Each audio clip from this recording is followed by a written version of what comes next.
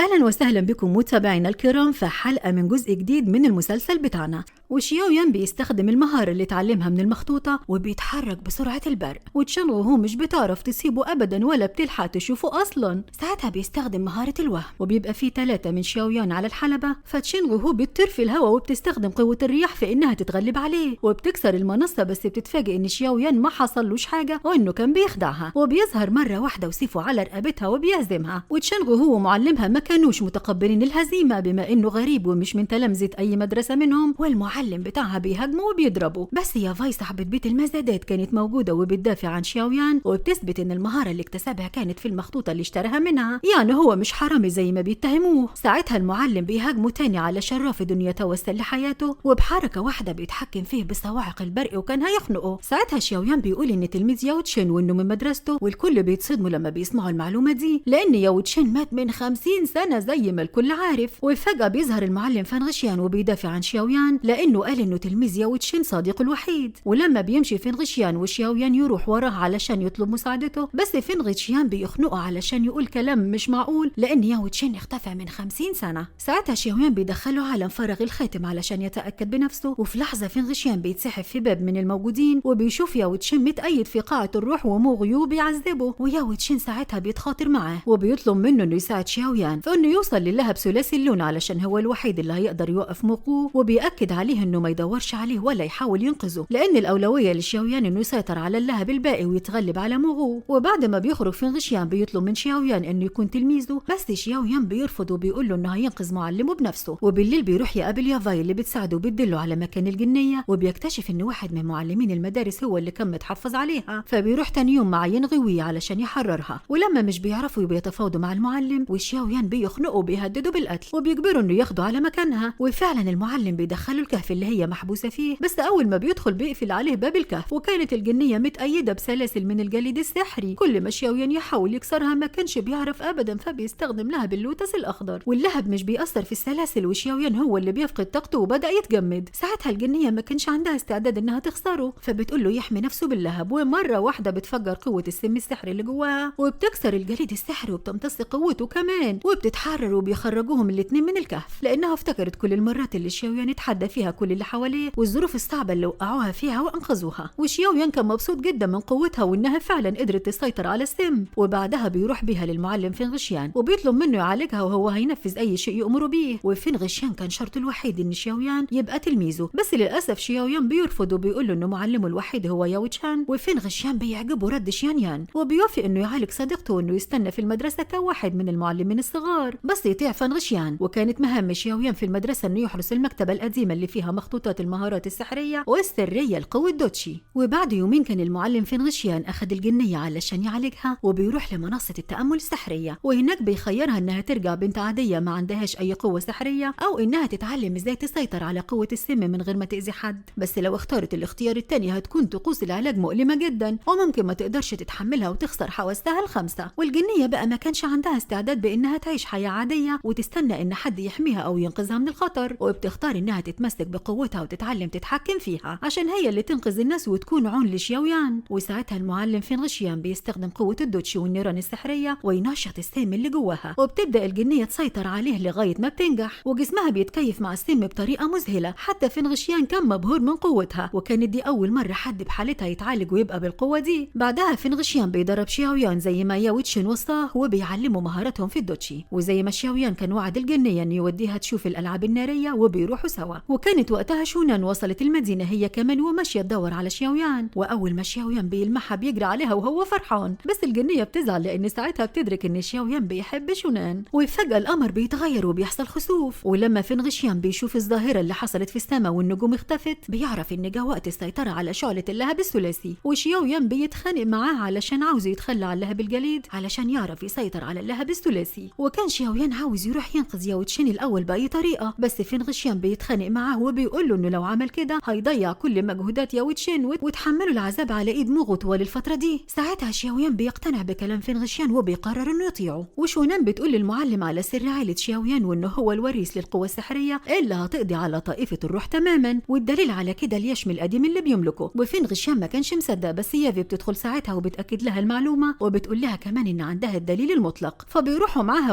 بتخلي شياويان يفتح الخزنة باليشم القديم اللي معاه، وفعلا أول ما شياويان بيحط اليشم على الخزنة بتتفتح وكان جواها خريطة للشعلة الثلاثية السحرية. وقتها يافي بتقول إن سلف شياويان لما تغلب على الإمبراطور الشرير من آلاف السنين أخفى الشعلة في مكان سري في السهل المركزي، وساب الخريطة دي علشان اللي من سلالته بس هو اللي هيعرف يوصل لها. وساعتها شياويان بيفتح الخريطة ويافي بتدله على الطريقة الأسرع اللي يوصل بيها بما إنها كانت حارسة الخريطة من سنين طويلة. وشياويان بيتحرك بسرعة لأنه كان عاوز يوصل للشعلة الثلاثية في أقرب وقت علشان ينقذ ياو تشان، وشونان هي اللي بترافقه في مهمته دي. والصبح وهم في الغابة بيصحى شياويان، وفجأة لما بيحس بحركة حواليهم ومجموعة من الناس بتهاجمهم وبترمي عليهم أسهم مسمومة، ساعتها شياويان بيصدها وبيهرب هو وشونان. ولما بيحاول إنه يستخدم لها باللوتس الأخضر، شونان بتمنعه لأنه ممكن يقتلهم لأن الناس دي باين عليهم إنهم مش بيتمتعوا بقوة دوتشي. ساعتها بيقرر إنه يواجههم بس بيتضربوا بأسهم مسمومة تاني والمرة دي بتسيبهم. ولما شياويان بيفوق بيلاقي نفسه في بيته وجروحه متعالجة، وشونان ما كانتش قادرة تستخدم قواها بسبب السم. وشوية وبيجي اتنين وبيدوهم مشروب لازم إنهم يشربوا الكمية كلها مع إنها كتيرة جدا عليهم، بس كان لازم ينفذوا. والمشروب ده كان علشان يمنعهم من استخدام الدوتشي لمدة 3 أيام. وبيكتشفوا إنهم في قرية الشعلة السوداء اللي المفروض إنها اتبادت وقت الحرب مع طائفة الروح من سنين، وتنغهور زعيمة القرية بتجبرهم إنهم يعيشوا في القرية ومش هيخرجوا منها أبدا علشان ما يدلوش حد عليها ويتعرضوا للخطر. وما كانش قدامهم غير إنهم يقبلوا بحكمها، وكمان ما فيش أكل من غير شغل، ولازم إنهم يشتغلوا زي كل أهل القرية علشان يعرفوا ياكلوا. وشياويان بيشتغل معاهم في الحدادة وشونان مع البنات في التطريز. ولما شياويان بيروح ورشة الحدادة بيلاحظ إن معدن الحديد اللي بيستخدموه ده غريب جدا، وإنه نوع من حديد النيازك واللي معمول منه سيف الحاكم الأسود بتاعه ده، غير إنه لاحظ إن النيران اللي في الفرن غريبة جدا. فبيشك إن في سر كبير في القرية دي هو مش عارفه، وإن ممكن يكون السيف بتاعه معمول هنا في القرية دي. فبيتفق مع شونان إنهم يدوروا في القرية على أي دليل يوصلهم للشعلة السحرية. وبالليل أهل القرية بيعملوا احتفال للترحيب بشياويان وشونان، بس فجأة الجبل بيتفجر منه نار مهولة، وبيعرف إنه كل سنة الشعلة السوداء بتنفجر ومحدش عارف السبب إيه. ولما بيعرفوا إن في واحد من الأطفال محبوس في الكهف، شياويان بيقرر إنه ينقذه وبيخلي تنغهوار تدله على الطريق في أسرع وقت. ولما بيوصل شياويان الكهف بيلاحظ اللهب السحري القوي، وإن ده اللهب رقم 17 في ترتيب اللهب السحري. فبيستخدم قوته السحرية من طاقة الدوتشي ولهب اللوتس، وبيعمل درع يحمي من النار، وبيدخل الكهف علشان ينقذ الولد الصغير. وعشان يخرج تاني بالولد بيستخدم اللوتس الأخضر وبيخليه يمتص كل النيران الموجودة في الكهف. وبيعرف ساعتها إن اللهب ده شعلة فرعية وإن اللهب الأصلي مش موجود هنا. وقتها شياويان بيشوف حجر في نص الكهف عليه رمز عشيرة شاو، وأول ما شياويان بيلمس الرمز على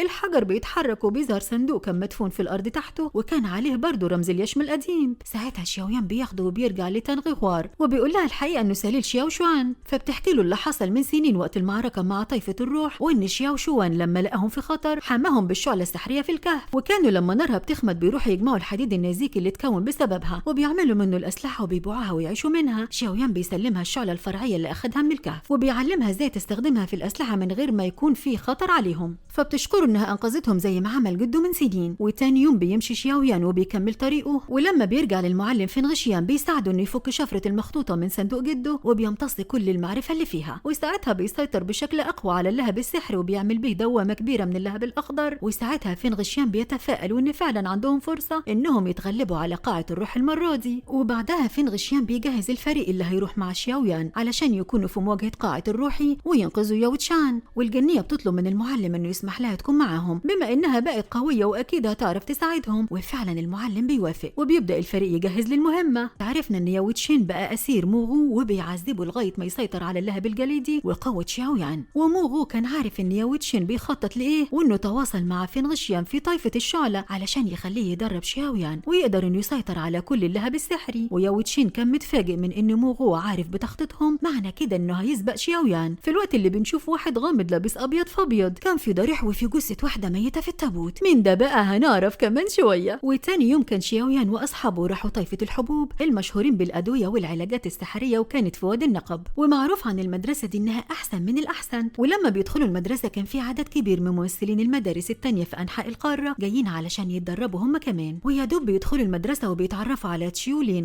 تلميذ شيونجي المعلم الأكبر لمدرسة الحبوب. كان بيتخانق مع واحد من المتدربين وبيكشف إن معاه مادة سحرية بيقول له إنها علشان تزود قوة التشي، بس تشيولين مش بيصدقه وكان عارف المادة دي فيها إيه. وبيتقاتل مع المتدرب وبيضربه بقوة على غفلة، والمتدرب ما كانش عارف إنه يرد ضربته لأن لدغي خنقه بقوة السحرية. وبيجرب المادة دي على عصفور، ولما بيموت في لحظتها بيحذر كل المتواجدين من إنهم يغلطوا زي المتدرب المدرب ده، واللي هيغلط هتكون عقوبته الطرد الفوري من المدرسة. وشياو يان كان بيتابع الموقف ده وبيلفت نظره شخصية لينغ القوية والحماسة. وبعدها كل المتدربين والضيوف في المدرسة بيقابلوا المعلم شياوجي زعيم طائفة الحبوب، وبيعلن ساعتها شياوجي إن هيكون في مسابقة ال10 الأوائل فيها هينضموا لمدرسته ويتعلموا كل الأسرار. وبالصدفة كان اجتماع الحبوب والمسابقة في نفس التوقيت بتاع ثوران الشعلة الثلاثية الملونة اللي شياو يان جاي أصلا علشان ياخدها ويسيطر عليها. وكانت أول مرحلة في المسابقة إنهم يدخلوا جبل الطب ويجمعوا الأعشاب الطبية السحرية، وكل واحد بياخد خريطة للجبل علشان ما يتوهش. وكان في شرط إنهم يرجعوا للمدرسة قبل الظهر، واللي الأعشاب الطبية اللي هيجمعها مش هتكون بالقوة الكافية أو هيتأخر هيخرج من المنافسة ومش هيتدرب في المدرسة. وفين غشيان كان صديق قديم لشيوجي وبيقعد معاه وبيقول له على اللي جاي له في الحقيقة، وبيطالبه بإنه يسلم الشعلة الثلاثية لشياويان لأنه هو الوحيد اللي هيقدر يتحكم فيها ويقاتل قاعد الروح. وكمان بيسأله على ختم التنين، وساعتها شوانجي بينكر إن ختم التنين موجود أصلا وإنه مجرد أسطورة إنما الحقيقة غير. وبنكتشف بقى إن هانفينغ وموغو الاتنين كانوا من مدرسة الطب اللي شوانجي زعمها، ودي كانت صدفة غريبة أو يمكن كانت مقصودة وبتخطيط من الشرير اللي موغو بيخدمه. وتاني يوم الشباب بيروحوا غابة جبل الطب يدوروا على الأعشاب السحرية، وساعتها مو وشوشون بيلاقوا دبوس شعر وبيكتشفوا إن اللي تشينغهو، فمو بيجري يدور عليها في الغابة زي المجنون وبيلاقيها قاعدة على الأرض وفي حالة غريبة. وهي أول ما بتشوفه بيتهيأ لها إنه من الشياطين وكانت مرعوبة. وبيكتشف مو إن تشينغهو وقع تحت تأثير فراشة الهلاوس السحرية اللي كانت واقفة على ظهرها وسحرتها، فبيبعدها عنها بسرعة وبيفوقها وبترجع لوعيها. وساعتها الفراشة السحرية بتقف على كتف شياويان وبتسحره هو كمان وبتخليه يشوف شوشون على إنها شونان، بس هي بتبعدها عنه بسرعة قبل ما يتحبس في عالم الفراغ والهلاوس. وبعدها بيرجعوا جري على المدرسة في الوقت المناسب قبل انتهاء المهلة. وبالليل بقى كان في واحد غامض اللي كان لابس أبيض فابيض قبل كده ماشي في نفق مع موغو، لما المتدرب اللي اتخانق مع لينغ الصبح بيشوفهم وبيمشي وراهم يراقبهم، ساعتها اللي كان لابس أبيض بيحس بيه وبيهاجمه بنفس المهارة القتالية والتقنية اللي استخدمها لينغ الصبح وبيقتله. وشياو يان كان سهران وبيشوف الشخص ده بالصدفة وبيشك فيه وهو خارج من أوضة المتدرب، فبيدخل الغرفة يدور على أي دليل وبيتفاجئ بجثة زميله وعليها أثر الخن، فبيعرف إن اللي قتله من مدرسة الحبوب. ساعتها بيرجع بسرعة لمو وشوشون وبيقول لهم على اللي اكتشفوه، وبيخرجوا الثلاثة يدوروا وبيراقبوا الشخص الغامض ده علشان يكتشفوا حقيقته. وشياو يان بيكتشف إن ده لينغ وبيمشي وراه في النفق، بس فجأة بيلاقوه اختفى. ولما شياو يان بيستخدم نيران اللوتس السحر بيعرف إن في باب سحري فبيفتحه، ويا دوب بيعدي منه والباب بيتقفل وراه وبيتعزل عن أصحابه. وفجأة بيلاقي الأفخاخ اتنشطت من حواليه وسهام بتترمي عليه من كل اتجاه،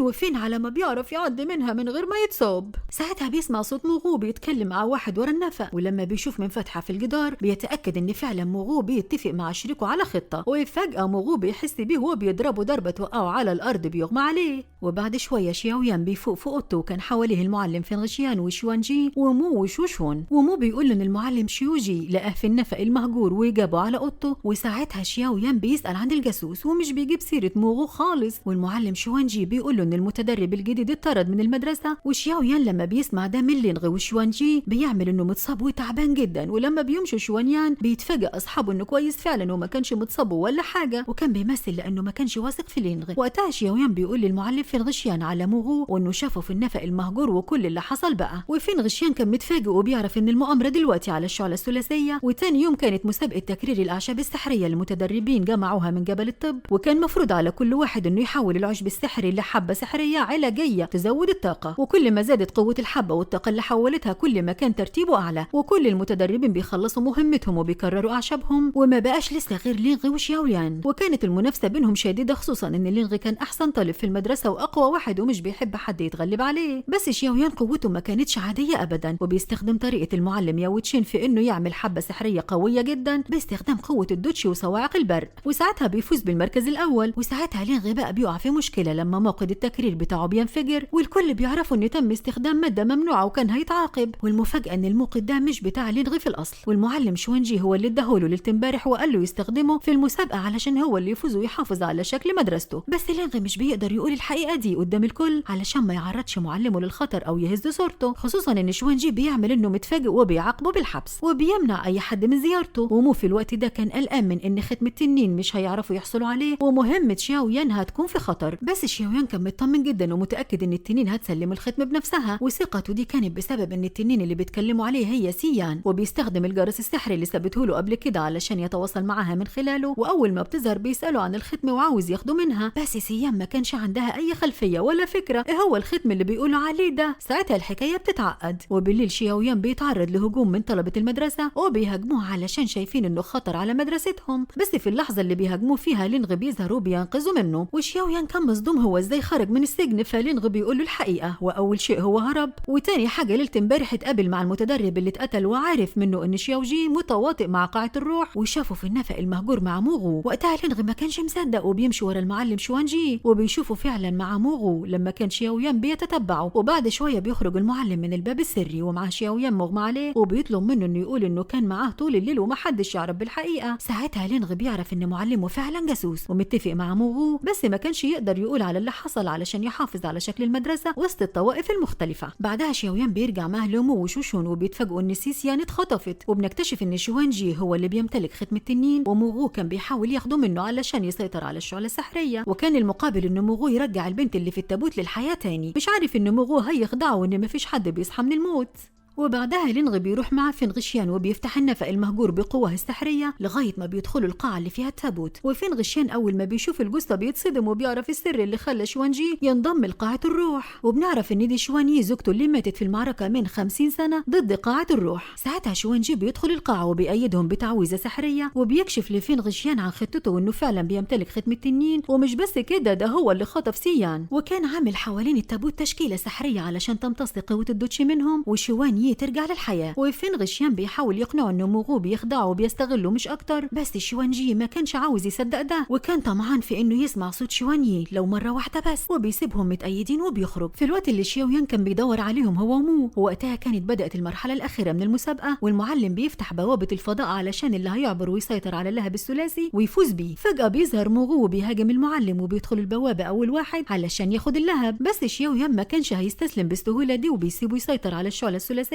وبيدخل البوابة وراه. وقتها كان شوانجي موجود في عالم الفضاء للشعلة ومعاه سيان وبيستخدم قوة ختم التنين في انه يبدأ يكسر التشكيلة اللي على الشعلة الثلاثية، وبيقوم قتال بينه هو وموغو. وشياو يان هو كمان بيقاتل موغو أول ما بيشوفه، وساعتها فينغشيان كان دخل من البوابة علشان يساعده، ومن حسن حظ شياو يان انه بيقدر يتغلب على موغو بعد ما بيتصدى لضرباته. وشوانجي للأسف مش بيعرف يسيطر على الشعلة والمكان حواليهم كان بينهار وتوازنه اختل، فبيفتح بوابة سحرية بيعبر منها هو وفينغشيان وسيان بسرعة. اما شياو يان فبيتحبس جوه، وساعتها بيتفاجئ شياو يان ان سيان نقلت له ختم التنين وهو ما كانش يعرف وبيتوهج في ايده، وساعتها بيمتص قوة الشعلة الثلاثية وبيسيطر عليها وبيخرج من الفضاء ده في الوقت اللي كان المعلم شوانجي مات. ويدوب شياو يان بيخرج وبيتفعل السم اللي اصابه بيه موغو واللي ظهر اول ما امتص قوة الشعلة الثلاثية. وقتها شوشون بتقول للمعلم انها هي الوحيدة اللي هتقدر تساعده، وعلى المنصة السحرية بتعمل تشكيل سحري وشوشون بتمتص كل السم اللي كان شياو يان مصاب بيه وبتنقذ حياته. بس المشكلة ان برغم ان شوشون امتصت السم الا ان ختم موغو الشرير لسه موجود على اللهب السحري وهينشط في كل مرة شياو يان يستخدم اللهب. وبعد كام يوم كان فينغشيان بيحاول يجمع كل زعماء الطوائف علشان يتعاون معاهم ويتفقوا يهاجموا قاعة الروح، بس ما حدش بيوافق. وساعتها شياو يان بيدخل فراغ خاتم الكهرمان وبيعمل تعويذة سحرية تخليه يتخاطر مع المعلم ياو تشين وبيشوفوا اخيرا لاول مرة من زمان. والمرة دي شياو يان كان مصمم انه ينقذ المعلم وبيترجاه انه يقول له على مكانه علشان ينقذه قبل ما يموت، لانه مش هيستسلم حتى لو كان هيدفع حياته ثمن. ولما فينغشيان مش بيلاقي حد عاوز يتعاون معاه في مواجهة قاعة الروح من المعلمين بيقرر انه هيروح هو مع شياو يان ومو وتشينغهو وشونان وشوشو، وهم دول بس جنوده اللي هيحارب بيهم. بس قبل ما بيبدأوا مهمتهم كان لازم يتدربوا اكتر من الاول علشان يزودوا قوهم الروحية ويقدروا يتغلبوا على موغو. بس المعلم فينغشيان بيمنع شياو يان من انه يتدرب خالص او يستخدم قوة اللهب السحري علشان ما يتفعلش السم اللي جواه ويقضي عليه. في اليومين دول شياو يان كان متضايق جدا علشان كل واحد من اصحابه بيتدرب على مهارة جديدة الا هو وما بيعملش اي حاجة. وشونان بتيجي تنضم ليهم ومعاها كتاب فيه مهارة سحرية لسلف شياو يان بتهديها له علشان يتدرب عليها. بس لما بتقابل شوشون وبتعرف منها سبب تغيير شياو يان والسم اللي سيطر عليه وبتترعب وبترجع له بسرعة قبل ما يبدأ ممارسة المهارة السحرية اللي جابتها له ويعرض نفسه للخطر. بس للأسف كان شياو يان بدأ ممارسة فعلا، وأول ما بيستخدم قوة اللوتس الأخضر السم بيتفاعل جواه وعينيه بتتغير تماما، بس بيلحق نفسه وبيقف. وقتها المعلم فينغشيان بيشوفه وبيقول له على مهارة هتقلل من انتشار السم وبيديله مجموعة من الأزايز السحرية اللي بينقل فيها قوة اللهب السحري علشان يبقى يستخدمه ويقلل من تأثير السم عليه. وبعدها بيتنقلوا من البوابة السحرية لقاعة الروح، وساعتها بيظهر لهم موغو وجيش الظلام وشياو يان وزمايله بيقتلوهم بقوة. وشياو يان هو اللي بيقتل موغو وعاوز ينتقم منه ويقتله علشان يحرر معلمه، بس موغو كان قوي جدا، ده غير ان الجيش بتاعه كان من القوة الشريرة المظلمة ومش بشر اصلا. ساعتها فينغشيان بيخلي شياو يان يجري ينقذ المعلم ياو تشين، وفعلا شياو يان بينفذ وبيجري وينفذ المعلم المعلم، بس بيتفاجئ انه اول ما بيحرروا ان ياو تشين بيهاجموا وهيقتلوا، وطبعا شاو يان ما كانش عارف يقتل المعلم بتاعه. وساعتها موغو بيظهر تاني وبيأيد ياو تشين الحقيقي تاني، ولما شاو يان بيبدأ يستخدم لها بالشعلة الثلاثية السم بيتفاعل في جسمه وموغو بيسيطر عليه وبيخليه يروح يقتل ياو تشين. وشونان بتتدخل في اللحظة دي وبتنادي على شاو يان علشان يفوق من تأثير السم وينقذ المعلم، وساعتها شاو يان بيفتكر كلام المعلم له وبيخلص من تأثير السم عليه بقوة إرادته، ومرة واحدة بيستخدم قوة الشعلة الثلاثية وبيحرر المعلم وبيدمر قوة دوتشي بتاعت موغو، بس وقتها بيغمى عليه وشونان مش بتعرف تفوق. بس الغريب إن موغو لما بينتقل للقاعة اللي فيها صخرة الروح علشان ياخد من قوة المعلم بتاعه مش بيعرف، والعكس اللي بيحصل، والشعلة اللي كانت معاه لما بينقلها للمصباح بتتنقل قوتها للصخرة وبتتكسر وبيخرج منها هونغ ميتشينغ سيد قاعة الروح. والمعلم اللي موغو كان بيخدمه وقتها بيكتشف موغو إن كل كلام ياو تشين له كان صحيح، لما هون ميتشينغ بيمتص كل قواه الروحية وروحه نفسها وبيخليه بيتبخر حرفيا. بس محدش من اللي كانوا موجودين بيعرف باللي حصل ده ولا إن هونغ ميتشينغ رجع. ولما بيرجعوا المدرسة شيان بيحاولوا إنه يفوق شياو يان، بس مش بيعرفوا كان العلاج الوحيد له موجود في سلالة الدم، وإن شونان بتستخدم تشكيلة سحرية بتنقله من دمها علشان تساعده إن خطوط الطاقة في جسمه تتصل تاني وساعتها هيفوق. وبتنجح في الحكاية دي بمساعدة شوتشون اللي كانت بتأيد قوها السحرية السم اللي في جسم شياويان لغاية ما بيفوق وبيرجع أحسن من الأول. وفي كهف معزول كان هون ميتشينغ عمل تشكيلة سحرية غريبة وبيستحضر واحد من جنوده وبيكلفه بمهمة إنه يستعيد لها بالسحر كله، في الوقت اللي كان ياو تشين لسه فقد الوعي ومش بيفوق. وشياويان بيعرف من فنغشيان إن العلاج الوحيد لحالته دي عشبة نادرة جدا، وطبعا شياويان ما كانش مهتم بالمخاطر اللي هتواجهه علشان يحصل عليها. ولما بيجي ماشي سيان بتصمم إنها تروح معاه علشان هي اللي عارفة مكانها. ولما بيوصلوا عند الجبل بيتفاجئوا بمجموعة كبيرة من المعلمين عاملين معسكر وبيستعدوا علشان السيد فاي والد شينغو يفتح البوابة ويعبروا للغابة اللي فيها الكنوز. وشياويان بيستنى لما فاي بيفتح البوابة وبيغفله وبيدخل هو وسيان، وساعتها بيلاقوا نفسهم في غابة كبيرة وسيان بتقدر تحدد مكان الفاكهة السحرية اللي بيدوروا عليها. بس لما شياويان بيحاول ياخدها مش بيقدر لأن كان في درع حواليها بيمنعه من إنه يلمسها حتى، وسيان هي كمان برغم قوتها مش بتعرف تكسر الدرع ده. ساعتها لما بتفكر بتفهم الوضع وبتتكلم مع الشجرة وبتقول لها إنهم عاوزين الفاكهة دي علشان يعالجوا شخص عزيز عليهم جدا وحكيم، وبتوعدها إنها تزرع بذورها تاني لغاية ما بتنتشر في القارة كلها. والغريب إن الشجرة كانت حية وفاهمة كل اللي سيان قالته، وفي لحظة الدرع بيختفي وسيان بتاخد حبة الفاكهة السحرية وساعتها الشجرة بتتبخر وبتختفي. بس وهم خارجين من الغابة سيان بتحس بالهالة الروحية لأبوها الملك التنين، ولما بتمشي في الاتجاه بتاعها بيلاقوا حاجز من الطاقة مش بيترفع غير لما سيان تلمسه بإيديها وبيظهر ختم التنين على جبهتها. ساعتها بيشوفوا بيضة التنين وتاج الملك طايفين في الهواء وبتعرف إن الكنوز دي كانت لأبوها. ساعتها بيظهر راجل عجوز وبيهاجمهم أول ما بيحاولوا ياخدوا البيضة والتاج ويفكرهم لصوص، بس لما بيتقاتل مع سيان وبيكتشف ختم التنين وإنها من سلالة الملك بيتراجع فورا وبيرحب بيها وبيحكي لها على اللي حصل للملك وإنه مات وتحولت قواه الروحية وتركزت في البيضة دي وهو كان بيحرسها هنا الوقت ما بيظهر سليل الملك. ساعتها هيت شينغ بيطلب منها إنها ترجع معاه الجزيرة لأن شعبها محتاج لها، وشياويان بيقنعها بكده بس لازم الأول يخرجوا من الغابة. وهم خارجين بيتفاجئوا بعدد كبير من الجثث في الطريق، وكان في واحد من قاعة الروح بيراقبهم وهم مش عارفين لغاية ما بيوصلوا لساحة وأثر قديم كان فيه كمية كبيرة من الكنوز ومتجمع حوالين الساحة دي كل المعلمين الروحيين اللي شافهم في المعسكر. واحد منهم بيدخل التشكيل الأول علشان ياخد من الكنوز، وفجأة الجرس بيرن وبيقع عليهم كمية كبيرة جدا من مخطوطات المهارات القديمة للدوتشي. وشياويان مش بينخدع بالكنوز دي، ولما بيدخل التشكيل بيلاحظ إن في أحجار سحرية بتسحر الناس وتخليهم مش في وعيهم ومحبوسين في الدايرة وبيتخانقوا على الكنوز. وكان في راجل عجوز قاعد فوق بيتفرج عليهم وهم بيتقاتلوا، ولما شياويان بيروح له بيتفاجئ بالجندي الشرير لقاعة الروح بيظهر وبيتقاتل معاه،